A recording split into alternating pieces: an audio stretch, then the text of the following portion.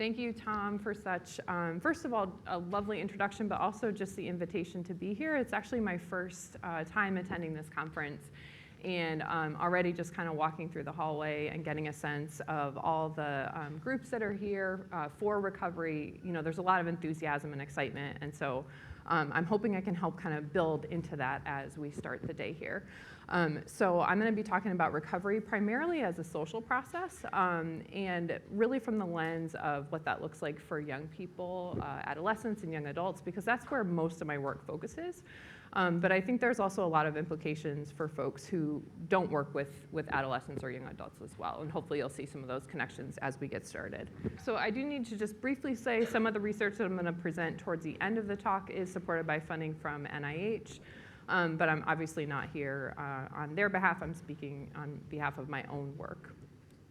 So just as we get started, I know there's a lot of definitions flying around. You've probably seen a lot of them, thought about a lot of them. I tend to use this one as a foundation for my work. Recovery is a process of change through which individuals improve their health and wellness, live a self-directed life, and strive to reach their full potential. Oftentimes in my work with young people, starting to see some of these key indicators are what we really look for as evidence that they're starting to thrive in their recovery. And so this just kind of reminds me to look for those other things and focus on those other things and those other outcomes that are also important to them, in addition to stopping or reducing their substance use. So a lot of my work is really grounded in recovery capital theory. And just to kind of get us started, I was curious, how many folks have heard of recovery capital at all? Okay, this is great. I'm glad to see that. A few years ago when I talked about recovery capital, there may have been 5 people in the audience that knew what recovery capital was or had ever heard of it. This is a really important theory for my work. It's actually what drew me into this space initially. I was working with young people in recovery high schools, trying to get a better understanding of how those schools supported their recovery. And just really recognizing that the community and the larger context is so important to how they progress through their recovery journey. And recovery capital is a strengths-based lens that talks about all the resources somebody has for recovery, right? And so that, to me, is a really important way to think about not just the individual in their recovery process, but how we build out recovery supportive communities and ecosystems. So when I came to this work, there had been several different models of recovery capital developed for adults. And the actual initial theory of recovery capital was developed by Robert Granfield and William Cloud. They had done some qualitative research with older white males who had recovered without going to any sort of treatment. And they talked with these men and discovered essentially that they had all these resources in their lives. They had jobs, they had stable housing, they had strong family relationships and children. They didn't want to lose those things. And so they were able to recover without doing any form of formal treatment. And so they termed that recovery capital. And that was back in the 90s. You know, and you kind of wonder, okay, this theory that's been developed from that population, can it apply to other populations? Can we use it to understand recovery beyond that initial group? And since the theory was initiated and developed, we've seen that yes, in fact you can, and that actually everyone has some recovery capital. It just looks differently for different populations. And so when I came to this theory and saw how well it had been developed and thought about for adults, I really said, you know, what about this is similar for young people, and what about this might be different for young people?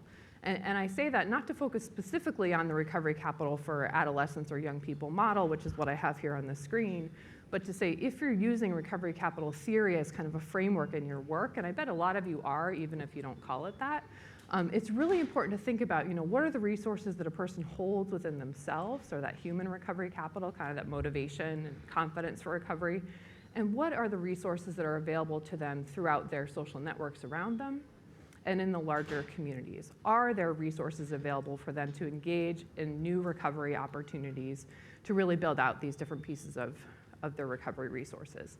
And so the idea with recovery capital is it's meant to be dynamic. Lots of different pieces can kind of work together to further someone's recovery journey. And ultimately, we kind of think about it in these different tiers. Yes, there's individual recovery capital, which essentially is what the person brings on their own to their recovery journey. And different theorists have proposed different ways of thinking about this human recovery capital. But at the essence, it's kind of like what an individual has on their own that can be developed through other sports and resources, and what they grow as they're going through their recovery journey. But it's really important not to just think about an individual's recovery journey as themselves on their own, right? And so that's why recovery capital is really important, because it situates these resources within the individual as a result of their experiences with others, so their social recovery capital, that kind of inter-individual level, within that broader community context, right? What sorts of supports and resources are available? Do they have access to, whether or not that's in line or in person? And today I'm really going to be talking about that social recovery capital piece, because that, I would argue, is where you can generate new recovery capital through having strong community supports. But of course, I'm happy in the questions to think through how this relates to other domains of recovery capital as well. So diving into recovery social influences, you don't have to read the table here on the slide, but essentially this is evidence, lots of research evidence for young people, that people in their lives are really important to their recovery process. And for those of you who work day to day with individuals in recovery, this is kind of like, yes, of course, common knowledge. People in your lives either get in the way of or support your recovery. And when I think about young people specifically, I think about their peers and their friends and who they're connected to kind of on that more relational social level, as well as their families, the kind of structure within which they're embedded. And oftentimes for young people, they are unable to get out of that family space. You know, as they age out of a family and home environment, they may be able to choose a new family to be connected with or to feel supported by. But adolescents and early young adults especially are kind of stuck within that family structure and have less opportunities to find new supports if their family is not a safe environment for them. And then lastly, I also think about those recovery role models, and those can be folks that are kind of near or same age peers, but also older individuals that are in recovery or individuals that have been in recovery for longer. And so each of these types of groups play an important role in both supporting a young person or others in their recovery journey, and they can also at times be a barrier for their recovery process. And another piece that I wanted to talk about from the research, you know, we oftentimes think about or talk about social support, social barriers, social risks as kind of this black and white, you know, this binary. Either you have friends or family or others in your life that support your recovery, or you don't, right? We think about it in those kind of buckets. It's easier to think about in that way. It's easier to say, get rid of the people in your life that don't support you and just find new relationships. But what we've actually started to think through, especially through a lot of qualitative research in this space, is it's not that binary picture. Oftentimes, and this is kind of an example of what this could look like, people have friends who use and don't use substances, friends who use substances but are also supportive of a person's recovery journey kind of relationally and emotionally.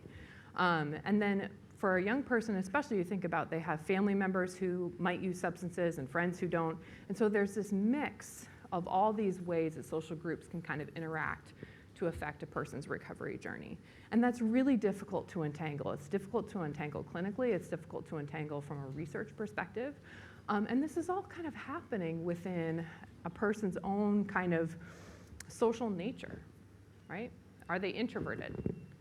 Do they want to make new friends? Are they extroverted? Do they want to stay loyal to the people that they've grown up with and not identify new social networks because they really value loyalty? So there, in addition to kind of the larger, broader social influence and social context, there's a lot of individual kind of factors or characteristics about a person that will affect their ability to engage in these new social relationships as they progress in their recovery process, which is just important to kind of think through. And I'm not going to talk as much about individuals who are less social and how that might influence their recovery journey, although I'm happy to talk about that after the talk, because this work really focuses on social influence and social groups in people's lives. So I'm going to talk about theory, kind of just a little bit of theory on social influence and change, just to bring everybody into the picture around how and why I think about social supports and barriers in this way. And initially, at its very base, social theory comes down to social categorization and comparison. We are constantly dividing the world into categories, not just people in recovery, not just young people, everybody. We are all doing it. You did it today when you came in the door. You looked for people you knew, You might have looked for tables or groups that you wanted to go up and connect with. You're looking to make new connections or connect with people that you were already around. So as humans, we either feel like we belong to a group, or if we don't feel like we belong to a group, we kind of see that group as an other. And if we think that we belong to a group, or if we want to belong to a group, we're going to act in ways that we think that they would appreciate, right? Like right now, you guys are all sitting very quietly in front of me, which I do appreciate. And no one has fallen asleep yet, which is really nice. But you're doing that because that is the context of this group. That is the behavior. And during the break, we'll go out. We might have some coffee, might have a chat. We'll kind of center around and talk about things that we connected with or didn't connect with in the talk. We're doing things socially in this setting because we know that that's what we're supposed to be doing as professionals. And people in recovery do this as well. We're always going to be seeking a positive social identity, acting in ways that the group approves. And this is a good thing. It can help serve some kind of basic developmental needs, especially when we're talking about young people. It can help build their self-esteem, their motivation, and meaning. So at its very core, social theory says, I am who I am because of we are who we are. We see ourselves oftentimes through our social world.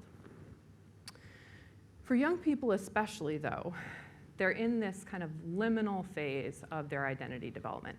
So they're thinking about who they want to be in their social world. Maybe they want to be like the family they grew up with. Maybe they don't. Maybe they want to be like their neighbors that they think are cool and fun. Maybe they don't.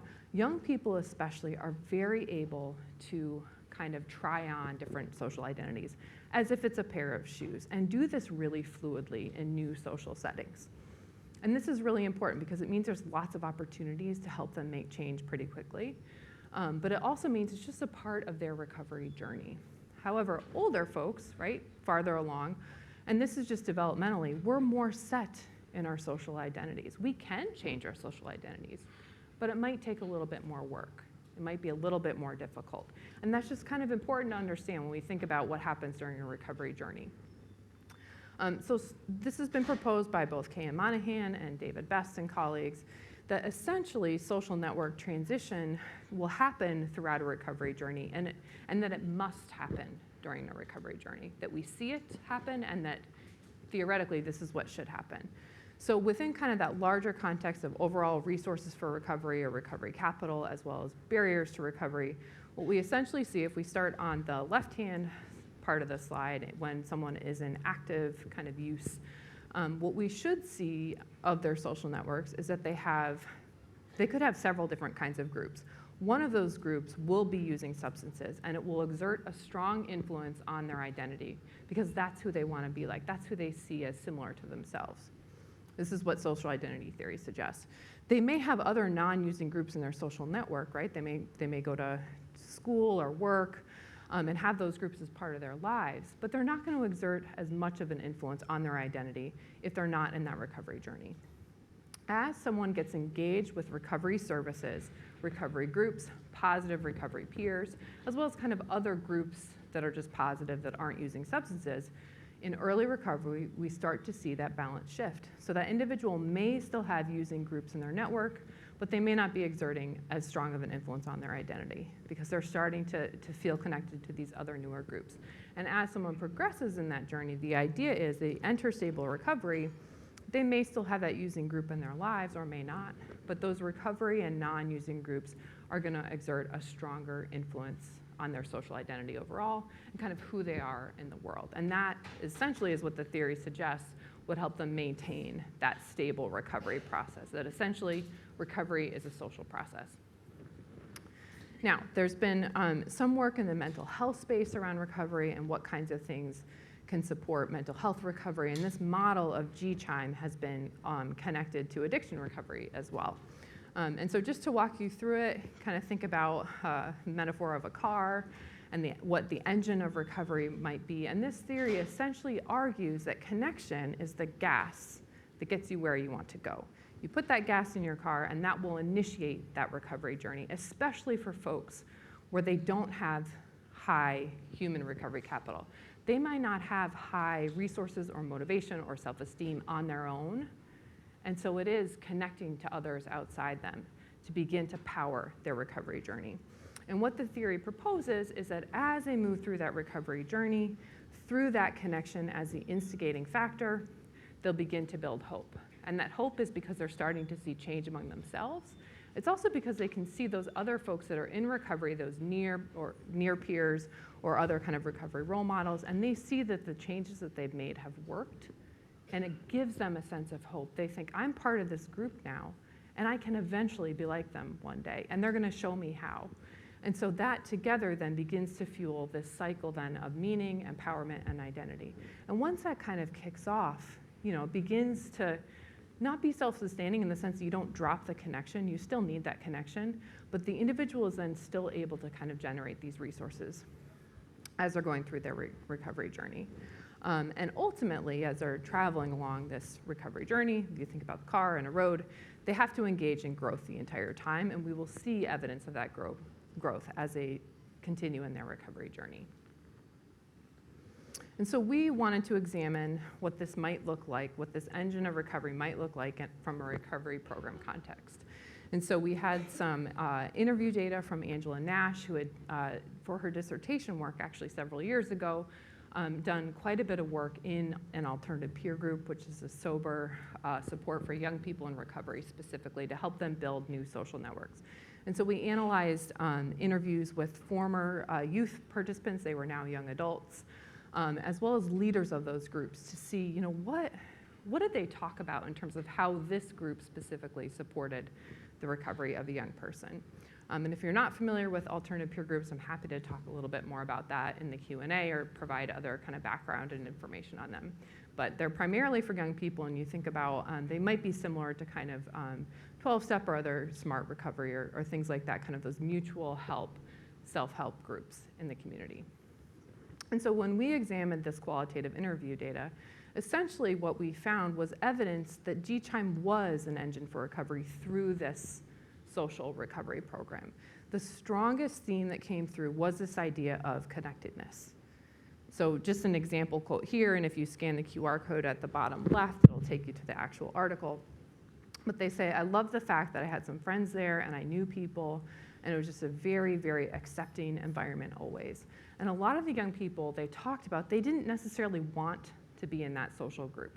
So the other thing that's different maybe about young people compared to adult recovery is oftentimes adolescents, young adults, or early young adults, they may not want to be in recovery. They may not want to generate or initiate that recovery journey.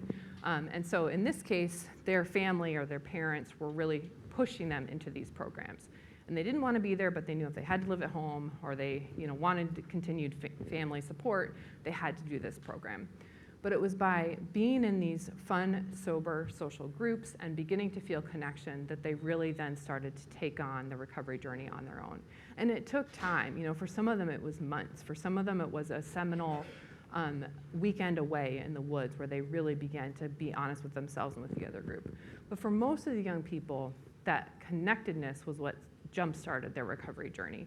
And then these other pieces in the GCHIME model followed. So then they began to feel hope, as I already talked about. They began to have a stronger recovery identity, to feel that sense of meaning in life. And then they talked about how they felt empowered in their recovery journey as a result of that program. The other thing that came out of this analysis is that not everybody talked about connectedness. And this is what I was referring to earlier on when I was saying, not everybody's super social. Right? Not everybody wants to join a million groups and do lots of social activities, and that's okay. And for these young people, they were in this program, they felt supported, and they really talked about their own motivation for recovery. They didn't talk about the other group members. They said, yeah, that was nice. Everybody was kind of in it together, but I was the one that drove my recovery. And they could see kind of what others had and they wanted it, but they really did that for themselves, not for the group. So it's just important, especially if you're working with folks, to kind of understand, yes, coming and being part, getting out of your isolation, those are important things to a recovery journey, but not everyone is going to be motivated exactly in that way. But those opportunities need to be there for them. Oh, that is a really good question. I don't know about this. There you go. Thank you for saying that. Great suggestion. did not realize that. So what happens, when we think about DCHIME in the absence of opportunities for connection? Not in the case of that people don't want to be connected, but those opportunities are gone, right? What happens in communities where there aren't opportunities for fun, social, sober supports? And especially, what happens in communities where recovery is highly stigmatized? And this is actually a quote from one of the young people that I spoke to about their recovery journey. And he said, people need to realize it's more than just someone choosing to do the drugs at first. It's like a bad nightmare that just keeps going on every day. And he really struggled with his family understanding why he got into addiction in the first place and how he could be in recovery as a result of that. And so we know, that addiction recovery, addiction, first of all, is highly stigmatized. And even sometimes in some communities, talking about being in recovery can produce some stigmatizing reactions.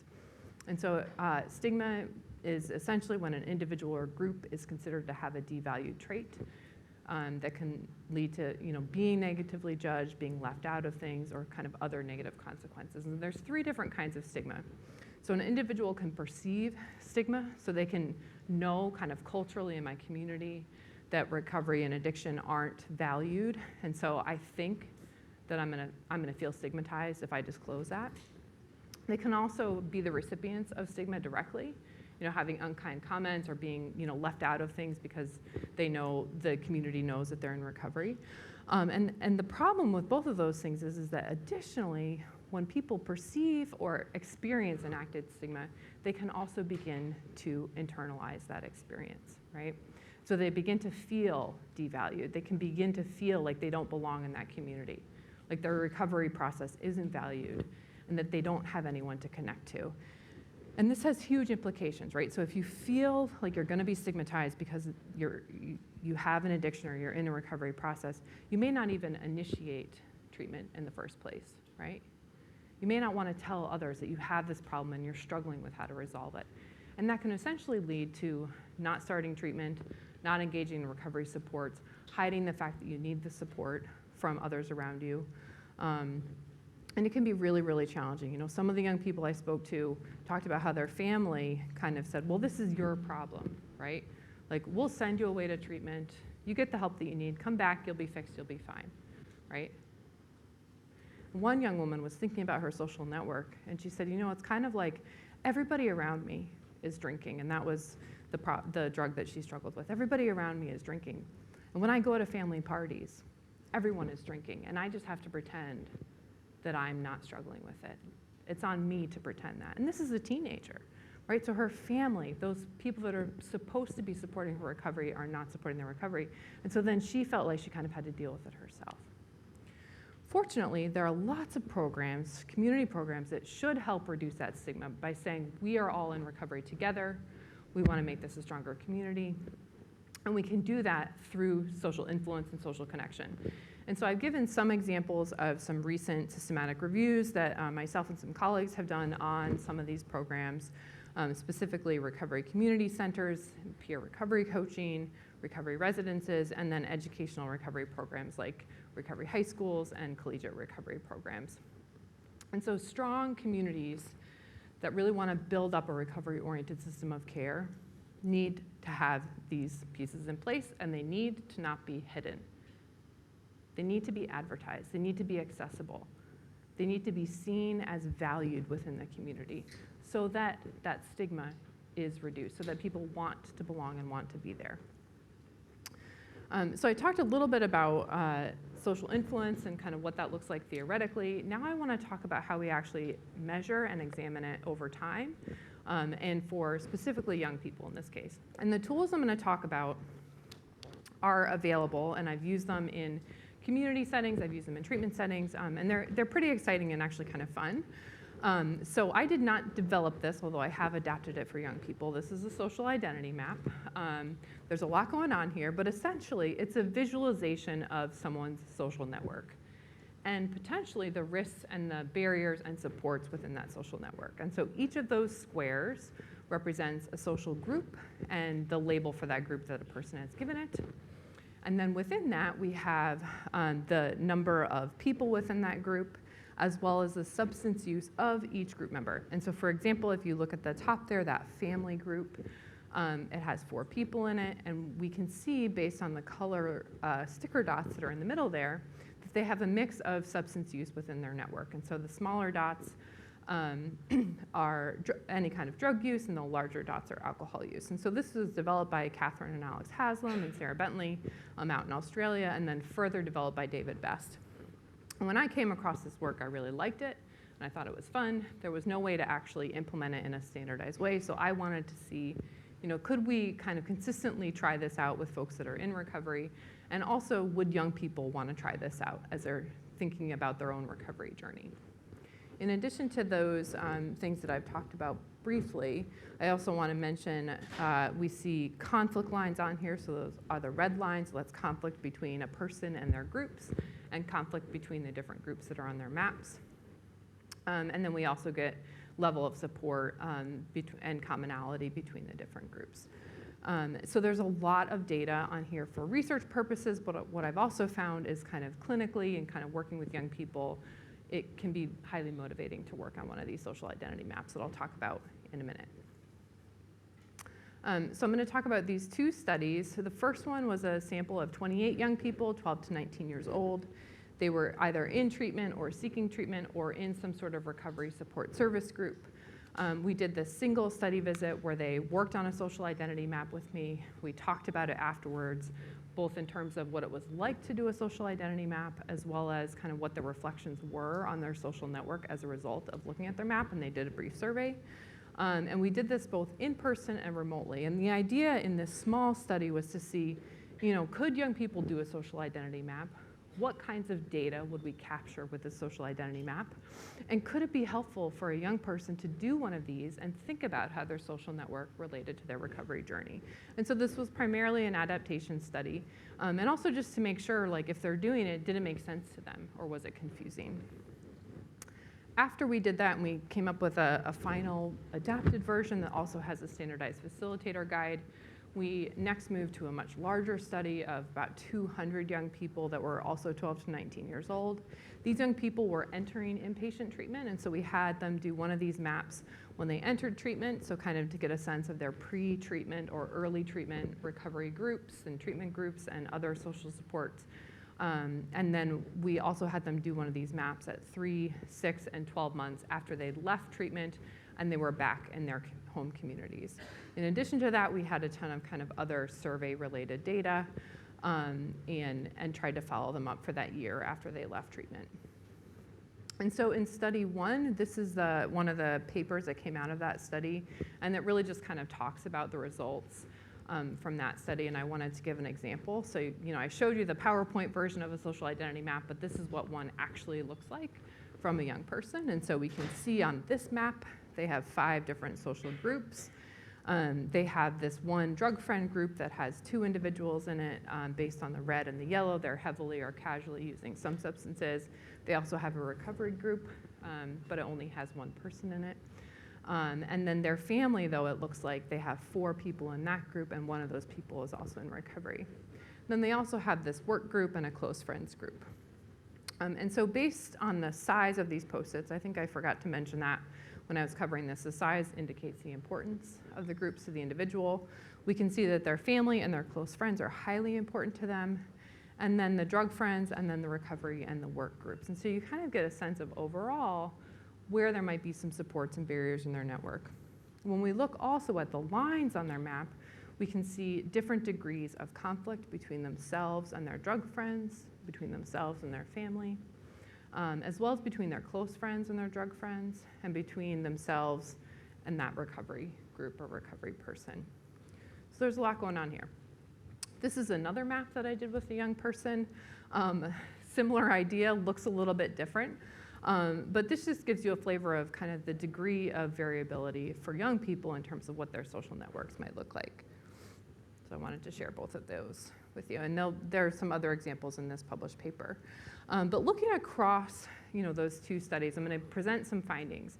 So from the inpatient sample, it's a subset of 108 individuals. We found that they had about 5 groups on average. So young people that are entering inpatient treatment have sizable networks. I don't know, for those of you thinking about your own social groups, how many you feel like you would have. But I think 5 is a pretty decent size, although some people only had 2, and some people had as many as 17, right? So different degrees of involvement. What we also saw was that the majority of them all would put a family group on their map, and sometimes they had multiple family groups, and then they had many, many types of friend groups on their maps as well. So those were kind of the 2 most common groups that we saw. Some of the young people reported a treatment group or a treatment peer group. They also reported recovery support service peers or a work group. Fewer young people put school or a school group on their map, and even fewer than that had a religious group on their map. Some of them had a sports team, and then there were a few that had pets on their map, right? So the important thing with the social identity mapping piece is that you let the individual define their social network for themselves so they can decide who they want on their map. They can say, these people support me or they don't, but they're part of my life and I want them on here. And so when they asked if they could put a pet on there, we said, sure, that's fine, right? Put the name of your cat or dog or whatever. And when we were reflecting with them afterwards, they really talked about how that animal or that pet had supported their recovery by being there for them, right? So it was helpful for them to reflect on that as well. Then when we think about kind of the level of alcohol and drug use of those group members, really 70% of these young people at entering treatment had at least one heavily substance using group in their life, and 97%, so nearly all of them, had either a casual or heavy substance group in their life. And these are the groups that they may go back to when they come out of that treatment, right? They're going to go back. They're going to probably have to be living back at their home unless they've made other arrangements to kind of stay with other friends or family members. So they're going to be going back potentially to these same networks that they started out with. 12% of these young people also had a heavy substance using family group. And I forget the exact number, but it was something like 60 to 70% had casually using family groups in their life. And then about 60% had a heavy substance using friend group as well. When we think about how strongly they identified with these groups, just at the group type level, they oftentimes really talked about identifying more strongly with their friend groups than their family, which developmentally, this is kind of typical for that kind of adolescent young adult. They're beginning to step back from their family and feel like they're going to be someone new in the social world. But they also tended to strongly identify with their treatment peers or recovery support service groups, and that is very positive in terms of them entering treatment and starting to identify with these new groups. And for those that did have a religious group, they also strongly identified with that group. And so just thinking about the kinds of norms and values that go with each of these groups and what they might be going back to when they head back home is important. We also looked at this not just by the group type, but by the level of substance use of those groups. And so what we found was out of all the types of substance use, so heavy, casual, in recovery, or just not using and not in recovery, we found that they most strongly identified with those recovery groups in their life when they were kind of at these initial phases of treatment, which is, again, a real positive thing to see from this sample. Okay, in terms of their own level of use, those with more recovery groups had 3 fewer days of alcohol use than those with no recovery groups, suggesting that protective effect of having those recovery groups in their life. Those with heavily substance-using groups had 11 more days of marijuana use and 7 more days, so a week more of other drug use, than youth without any of those heavily substance-using groups. And those with no heavy use groups, or at least one recovery group, had higher recovery capital overall, all those resources for recovery. So real strong contributions to their recovery resources based on those groups. The other thing that was really highlighted in the social identity mapping process is conflict, and kind of what kinds of conflict were happening and how much of it there was. So in general, everybody had at least one conflict line, and some of those were high conflict lines, and females reported slightly more high conflict groups than males. More high conflict groups were associated with lower recovery capital. So in addition to kind of the substance using nature of their social groups, what's the level of conflict going on? That's really important to understand when you're trying to work with a young person in recovery. And having more low conflict groups was associated with high recovery capital.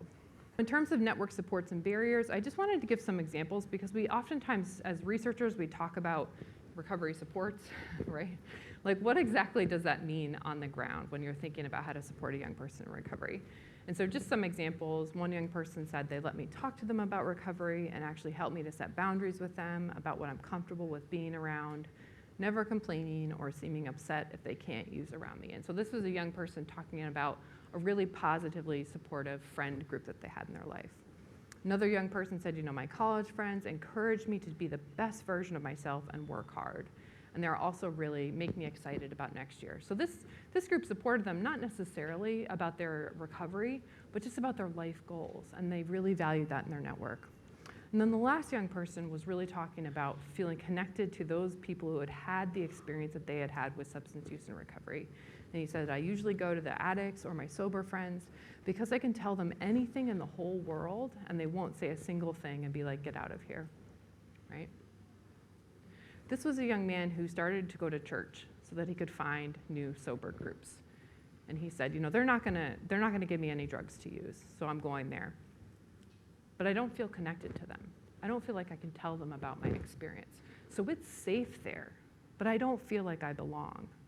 And he was really struggling with how to build out these recovery supportive groups and still feel that sense of connection and belonging. And that's where it's so important to have those groups in the community where that's happening, where you have that lived and shared experience. And I know I'm like preaching to the choir right now because you all know this, right? But the research also shows that. The research is also demonstrating that. So I did want to talk briefly about identity and stigma. I think I'm kind of running out of time. We did publish a paper. So one of my former students, Sophia Blythe, had worked really hard with myself and a few other colleagues to look at stigma and how young people talk about it. And I'm happy to share the papers after the fact, but the key thing in terms of how we talk about addiction recovery for young people is that they want to feel a part of that conversation. They don't want to be talked about. They want to have the opportunity to disclose. And when disclosure about their experiences happen without their consent, they want to have the tools to go into those settings and know how to respond and react when they feel like that narrative has been taken away from them. So those are the key takeaways from that paper, but again, I'm happy to share that later on. I did want to just show a little bit about social network change over time. This is the same mapping type activity, but it's online. So it looks a little bit different. The color codes are the same. The reds and yellows are kind of barriers in terms of substance use, and the greens and blues are recovery supportive groups and activities. And so this is an example of one person's social identity map when they entered treatment and then 3 months after they've left treatment. Right? So it's very positive. They've been able to kind of stay with a lot of their treatment and recovery supportive groups 3 months after that treatment episode. And for them, looking at this has been very powerful. And a lot of the individuals in that study of those 200 young people, where we've been following them for a year, have actually asked, they said, I would like to see my maps over time, for these past 5 study visits and get us, see the changes that I've made. So it's very empowering for them. And we've started to do that. When they finish out the study, we send them a thank you, and it has all their maps from each time point so that they can kind of own and take ownership of that data. So one of my former interns, Shane George, had presented a poster on this, and I just wanted to highlight for this group of 60 participants in inpatient treatment, what we saw in terms of the substance use of their different groups in their network. At baseline, we saw that the majority of their friend groups had heavy substance use activities, and that was greatly reduced at the 3-month period, suggesting that they had made some of those social network changes when they were exiting treatment. We also saw, when they entered treatment, they had reported a lot of treatment peers that they felt connected to, and this had reduced over time. They've left treatment. They may not have stayed connected to those groups. But what we did see is that the recovery supportive peers actually increased 3 months post-treatment. So whatever is happening for those young people after treatment is really positive. They're getting connected to these recovery supportive groups in their community. They're staying connected. And we need to figure out how to better facilitate that for folks that are leaving treatment so that they can continue to strengthen their recovery when they're out of that bubble of the treatment environment. I'm going to skip through some of these quotes because I'm definitely getting close to my time. But I really just wanted to kind of highlight quickly this idea that, what I said at the beginning, sometimes we do just have supportive or unsupportive relationships, but oftentimes, especially for young people, they're getting these mixed messages, these mixed support relationships. And helping them understand how to navigate those is going to be really important. So one young person, I will just read one quote. She was saying, people I can trust and I love, but I know for the better I can't be around them or I will use again. Right? So she's saying she feels connected to these people and she loves them, but they're also not a good influence for recovery. And how should she navigate that? Right? Because the idea is not just to get rid of all the groups in your life. Right? If all the groups are negative and you have to get rid of them all, what are you left with? Not much to enjoy, right? And we are social beings. So, very quickly, summary of the research findings that I presented here at the end. What we found essentially is that individuals in recovery, especially these young people, they have lots of folks in their lives who are using substances in their social groups, which shouldn't be that surprising, right? It's America. Alcohol is legal. Marijuana has become legal or decriminalized in many states. It's all around us. So these are the realities of young people that are trying to navigate recovery. They were also reporting relationships with individuals who are not using substances who are in recovery, which they felt was very positive. But again, it wasn't all or nothing. Some groups that were using were still positive for them. Some groups that were using were still barriers. And same with the folks that were not using substances. Some of those groups were helpful and supportive, and others of those groups that were in their lives they didn't feel connected to. What we also saw is that conflict was really present in many of these relationships, especially for someone that was early in recovery. And for folks that were farther along in their recovery, they talked about changes to conflict that had been made because of the changes they made to themselves. But understanding how conflict can kind of get in the way of or help them navigate the recovery process is really important. So what we found is essentially social identity mapping can help us understand the recovery process. The young people that participated in it found it visual and hands-on, and some said it was fun, or that it wasn't as boring as they thought it would be, which when you're working with young people is kind of a win, and that they weren't super bored with it. What we also found, if you're an organization that's trying to build new social recovery connections, why not measure it? Why not see, are you actually doing that for your clients? Are you doing that for the participants in your program? When they come in, what does their social network look like? 3 or 6 months later, what does it look like as a result of the work that you've done with them to help build out their recovery journey? And I also just wanted to briefly mention our qualitative data also suggested that the process of doing social identity mapping itself could be a tool for intervening in the recovery process, because it essentially allows an individual to just map out their network and reflect on it and think about it. And when I was sitting down with young people and asking them, I wasn't pointing things out, I was just asking them what they learned. They highlighted a lot of insights about their social network that were obvious to me looking at it, but they owned that reflection. And they talked about changes they wanted to make as a result of it. So I'm currently working on a grant that is funded by NIH to actually develop this out into a standardized intervention that I'm happy to talk to folks about after this as well, because I'm looking for some clinicians that might be interested in giving me some feedback on it. But so I just wanted to highlight, tools like this can be useful both for research and for practice if we think about how we want to apply them. The last thing that I wanted to end on is just a reminder that when we think about how to build recovery capital for the individual within a community, we're actually generating a lot for that community. And that's kind of the sprinkles on top of the ice cream cone. So this is not my idea. It's David Best and Johanna Ivers published this paper. But I really love it because it reminds us that we're not just acting on or for the individual in recovery. We are doing this collectively, hopefully collectively, to build out a society that is recovery supportive, that really values the flourishing of individuals. Right? And it ultimately improves our communities if we do a good job of this. So last kind of slide here, I did want to mention David Best and I recently published a co-edited book, The Handbook of Recovery Capital. We pulled together a really lovely team of authors, both in the States and internationally, to think through, what is recovery capital theoretically, and what does it look like on the ground? How can we practically apply recovery capital in our lives and in our work? And so that QR code would link you to that book. So shameless self-plug there. But I just wanted to thank you all for your time. And I think now I can take some questions. Cool. So Whitney and I are going to run mics around for questions. I had one. I noticed that there was actually a very low percentage of the young people identified, family substance use as a heavy substance use, and yet we kind of know that in general the population has heavy family history, much higher family history of substance use issues.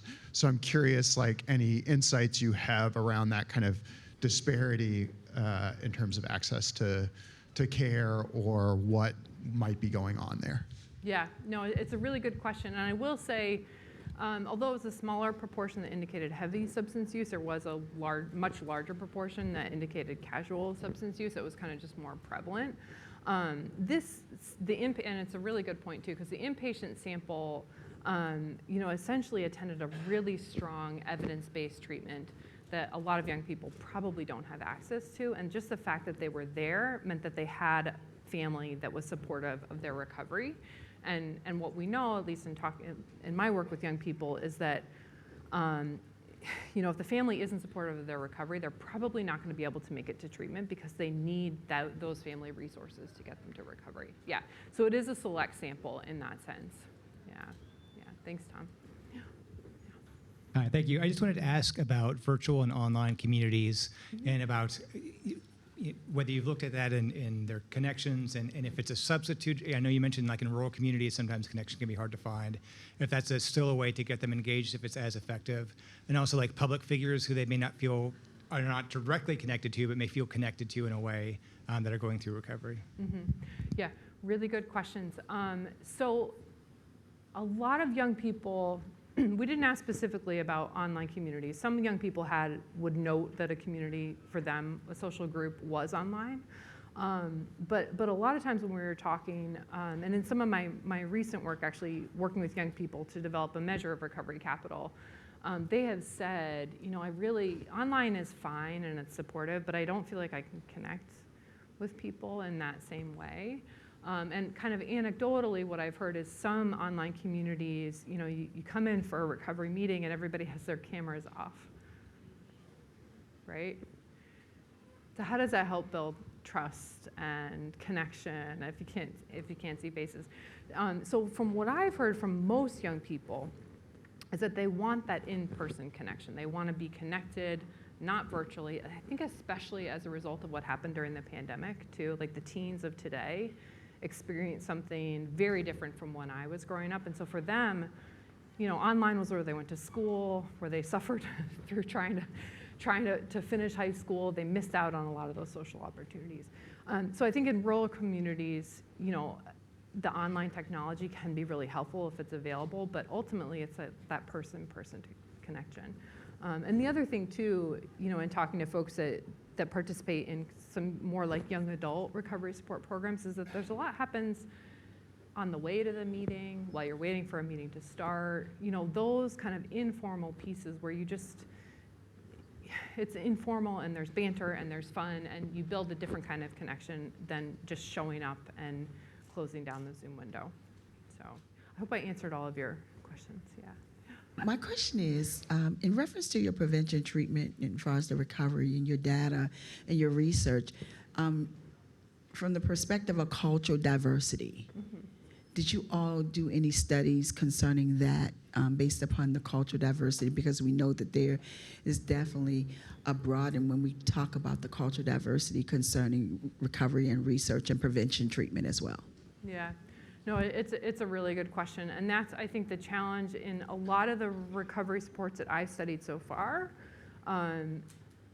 except for some of the recovery high schools in Massachusetts that tend to be pretty diverse culturally. A lot of the other programs I've studied tend to be kind of middle class, white young people, where, and I've actually interviewed young people and asked them questions about their culture and connection. And they don't even really understand what I mean by culture necessarily, or how it relates to their recovery. And so I think there's a lot of work to do in that space, yeah. Which isn't a great answer, because it just means that someone has to start doing that work, has to prioritize it to make sure that that's happening. I know from some of the work that has been done with religious communities and faith communities, I think has brought in some more of that cultural diversity. But yeah, it's a great reminder to be doing that work. I was wondering about Tom's question actually made me wonder this. When you are asking people about their relationships and differentiating between heavy use, casual use, do you kind of quantify what that means, or is it just open to their interpretation?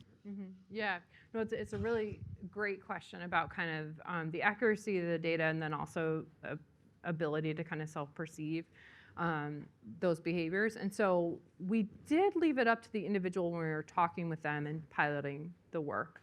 What we found when we asked them about, how did you think about heavy versus casual? They really would talk about it in ways that I was thinking about it, which is, casual is kind of at a party or once or twice a week, or whereas heavy would be much more. And we kind of gave some examples of that, and that was oftentimes how they broke out this into their groups. I do think the treatment center that had these young people, some of those young people had been there for like a week or two, and so they were starting to get the language around what's problematic use versus maybe what's not. But I think young people are also very aware of kind of for like what heavy versus casual use would be. Yeah. Woo! Thank you so much.